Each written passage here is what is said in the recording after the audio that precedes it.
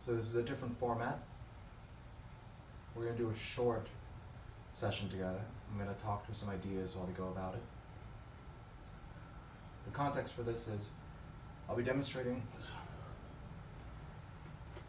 an exercise program, or at least one session of a program. But the easiest way to do this from a understanding it standpoint was to actually do a truncated version of the real thing. So instead of the YouTube short showing it in isolation, this time you're just going to see me go through it. This is something I learned from some of my strong first training. It's some variation of like a quick and dead style program. The idea is you're going to do very high power and very high recovery, or very high power and long recovery, I should say, so that the power output remains high throughout the session. It should end with you feeling charged up, feeling better, versus worked, versus beat down. If you notice I'm already sweating, part of that is because this is take 3. Right? Nothing wrong with that. We had some technical issues the first time around, so I realized that. We cut the feed and started over. That, and it's summer in Texas, so that's just kind of how this works. I warmed up with some hip mobility drills, and now we'll get to the real work. Okay?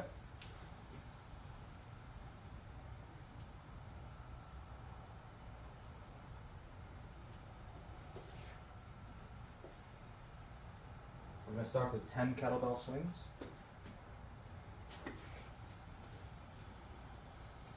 Oh, where'd my volume go?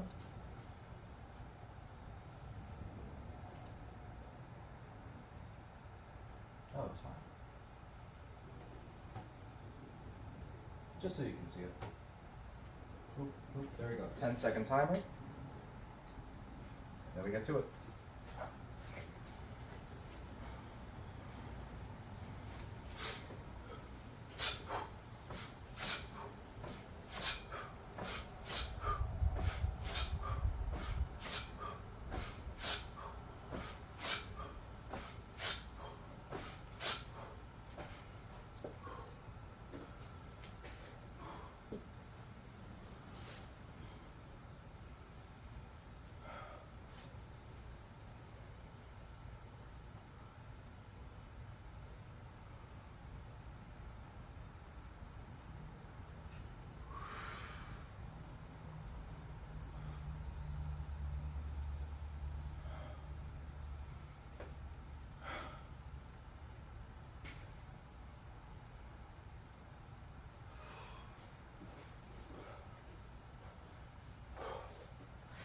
About 7 seconds to go for the next set.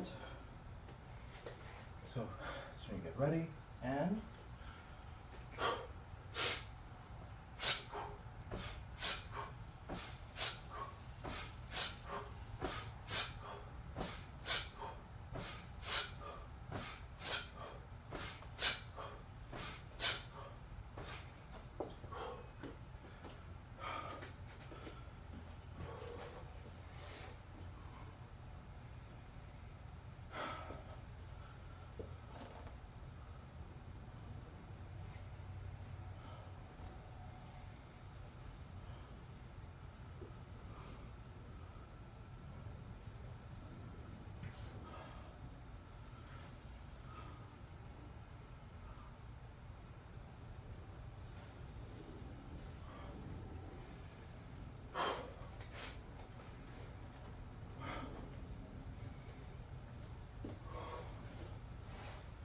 so I'm going to have about a minute to recover. So you notice every minute on the minute, for 2 minutes, 10 swings. The time between sets, the time between swings is going to be some active mobility, in this case thoracic drills. I like doing a variation or simplification of like a Brett Jones style pretzel drill. He calls it a bretzel. So there's that. Or like a variation of the loaded arm bar for thoracic mobility, given what I'm up to as an athlete. It suits my needs pretty well. The trade-off is there's a bit of a risk in going from a high power, like core stiffening drill to a low power thoracic mobility drill, right? Going from very, very stiff to very, very mobile. But to be fair, that's the skill I'm actively working on. The ability to dial up and down deliberately through training stress. 7 seconds up, and I'm back into it. Okay, let's go for the next set. All right, so this is set 1 of cycle 2, using that language.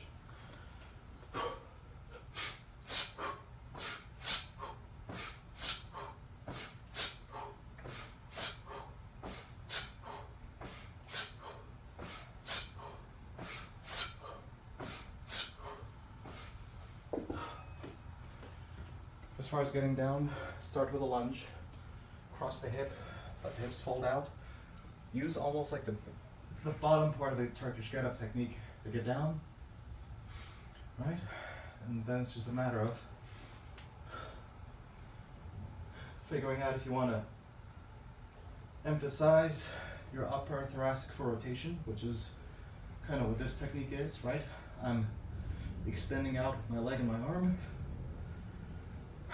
versus if I want to focus more on the lower thoracics, where my arm will stay upright, and I'm really just going to try to get my hip as close to the ground as possible with the arm upright. No right or wrong here. There are different tools to get at the goal. Oh, that's the next set.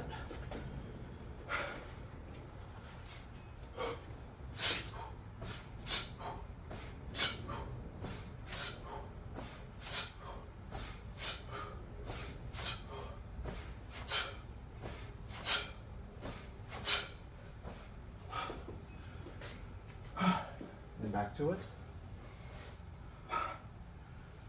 And again, that ability to dial up and down comfortably is the point, especially with that much tension in the abdomen. There's a chance that the core will start to get very tight, very prone to spasm. Learning how to keep it supple to mitigate that risk. And now I have a minute to recover again, or 50 seconds in this case. I have a 25-pound dumbbell next to me, okay? That's gonna be for a variation I'm gonna show for the next set. It's not ideal, but I don't want the perfect plan to get in the way of a effective, good enough plan.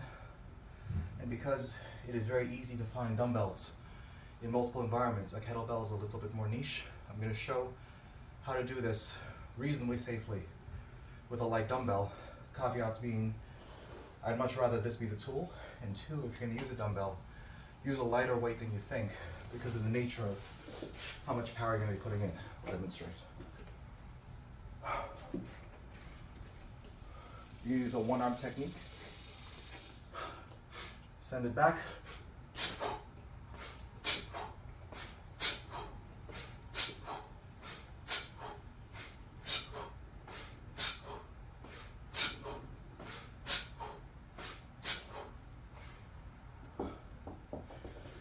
If the load is too high, it's going to put a stress right across here. So unless these tendons are very used to that kind of extension moment, you want this to be a lesser weight than your typical. Again, it's serviceable. And if you have no other options, run it. But I don't want to make the implication that that's ideal. It's good enough. And sometimes that's all you can ask for. Next set. In 5 seconds.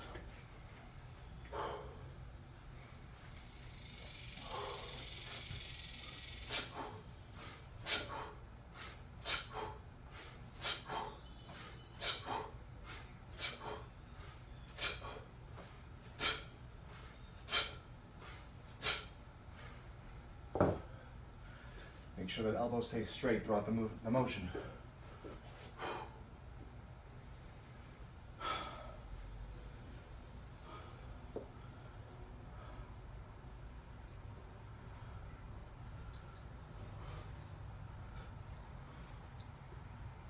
Again, this is the lower thoracic focus version with my arms straight up versus the more upper thoracic version, which keeps my shoulder blades pinned to the ground as best as I can tolerate. Again, no right or wrong. It's just a question of what you want to mobilize. Whew. There we go, and now I have a bit of recovery time. We're getting there. You know, truth be told, I forgot how long I said this is going to be. It says 9 minutes left on the clock, or 9 minutes and 46 seconds in this case. But you can see what I'm up to, right? 10 swings, mobilize. 10 swings, mobilize, recover for a beat, right? That minute is really meant to catch your breath. I'm doing something different by talking to you guys, right? But that's okay.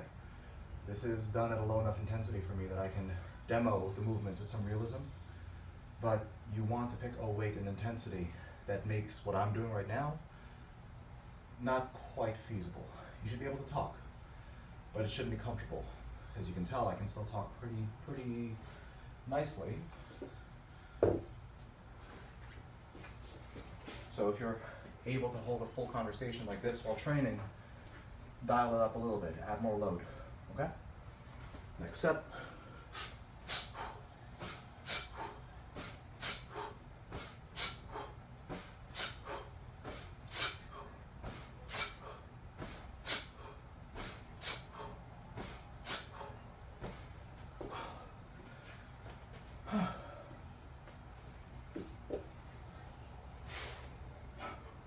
Let's not headbutt the other gear.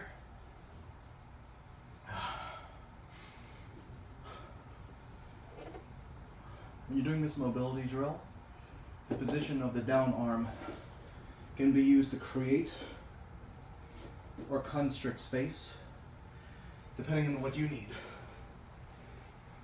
If I'm trying to go for as much range as possible, I'm going to elevate that arm so now I can really dig my body in. But if my shoulder's a little unstable, I might want to keep that arm there to give me almost like a natural splint so that I don't over-rotate.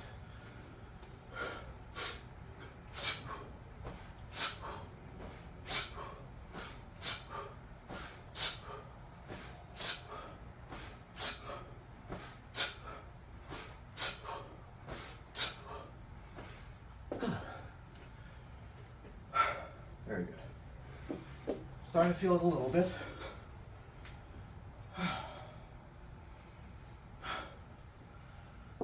Which is the point. Again, the weight is just difficult enough that the effort is real for me, but not so difficult that I can't teach during. When you're doing this for yourself, play with a weight that's just hard enough to be hard without causing a fear response. This is an install. This is training, this is training, not a trial. Does it make sense? You save that adrenaline for something that matters. I'm gonna shut up and breathe for a minute.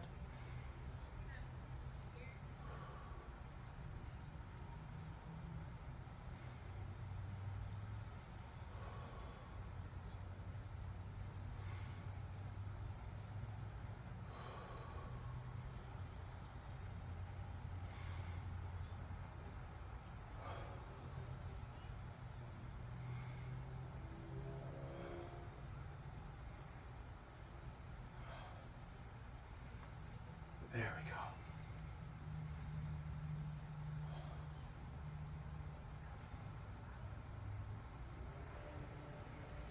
All right, getting back into it.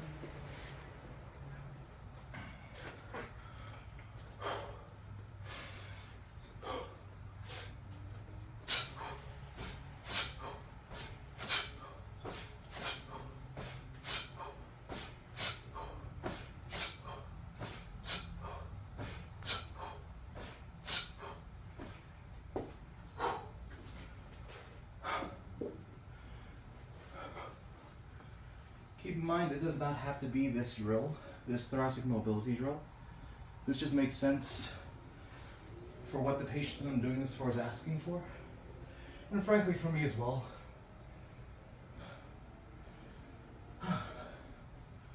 We're both in the same martial arts system, so that mobility requirement is useful for that. But you mobilize what you need to.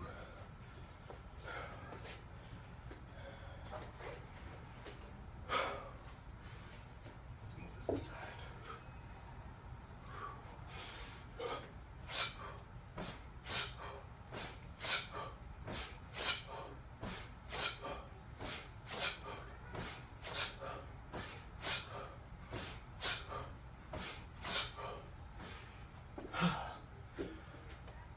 This also doubles as my lift for the day. So I could spend the rest of my time. Ooh, something popped, that was nice. Working on other things like, the clinic, calling other patients, hanging with the kids, whatever. This is designed to be a very focused block of time. As little as 9 minutes, as much as 30, depending on what your needs are. 4 minutes left, we're almost there. Like I said, this is designed so you could follow along to some degree. Right, this is what the pace is like. So I have some guys, they'll shadow box during the rest. They'll do some yoga looking stuff. They'll just shake it out, they'll dance, you know what I mean? Start shuffling, I don't care. But people still do that, I don't know.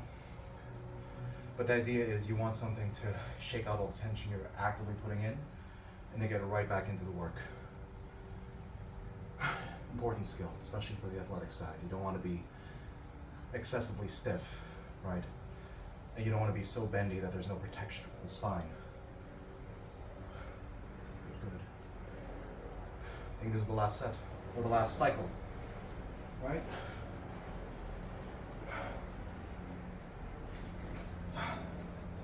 Make sure when you're doing these swings, the momentum is back and forward, not up and down. I get back like a football.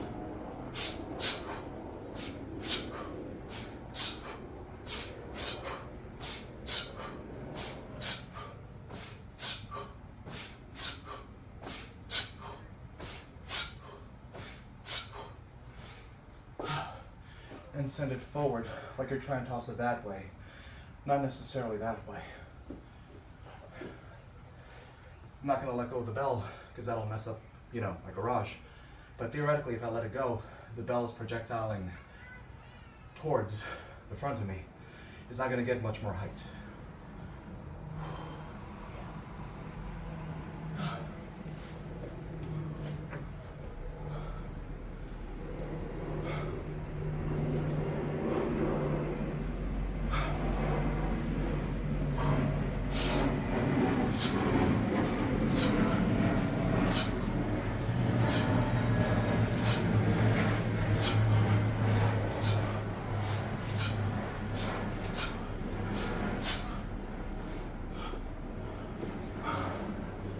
Make sure that throughout the session, your power output and your quality isn't degrading. Like I said, by the end of this, you should feel not necessarily pumped. That's not the right phenomenon. You should feel ready. You should feel primed, perhaps is the better word, to move on with your day and do the next thing, whatever that is. I'm not saying that to be motivational, because frankly I don't give a damn. It's more so you need that subjective understanding to calibrate your intensity. If you do this and you feel like you work ground to the floor, then take the load down, take the ego out, right? But if you did this and you're bored, like, why did I waste my time? Then you have to take it up. That sweet spot is just hard enough that you have to focus, and just difficult enough, just adrenaline enough, that after this, you feel like you're ready to take on something. Again, whatever that is. So you calibrate towards the positive after training sensation. right? And you have to learn how to hunt that feeling without tying your worth or your success to the feeling, right? If I overdid it today, then I don't berate myself. I just go, okay, next time I take it down a notch. Maybe I talk less. Maybe I take the load down. Maybe I'm sick and I just need to take a day off, right? But if you miss 2 sessions, let's say you feel ground to the ground twice, 3 times in a row, something is definitely up, right? Get checked, take the load down, take a day off. You know what I mean? Something is worth paying attention to. Because if you can't find that sensation, especially after you got familiar with this training, then you have to start looking, are you missing something, right? Check your filters, have someone look into you, whatever that means. But that's the program, right?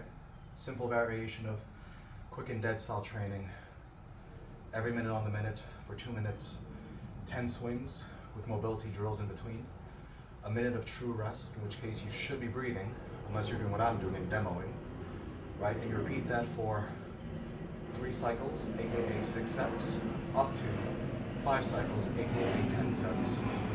Don't let this go for more than 30 minutes. Took long enough. The reason I stopped talking, there's a plane overhead, so I know the audio gets weird here.